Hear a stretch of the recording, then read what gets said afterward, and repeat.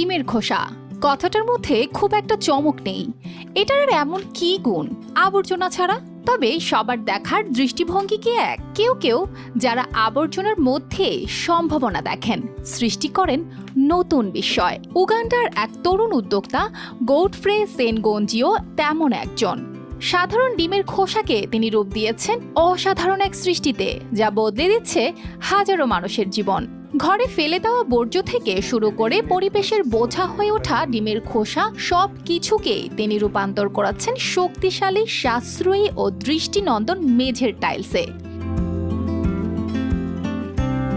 ৩১ বছর বয়সী সেনগঞ্জি বিজ্ঞান ও নির্মাণ ব্যবস্থাপনা নিয়ে পড়াশোনা করাচ্ছেন মাকারেরে বিশ্ববিদ্যালয় কাম্পালা থেকে। রাজধানীর কাছের শহরতলি কিতিজিতে ছোট্ট একটা কারখানা খুলে ফেলেছেন তিনি। আশেপাশের মানুষ যেখানে সাধারণত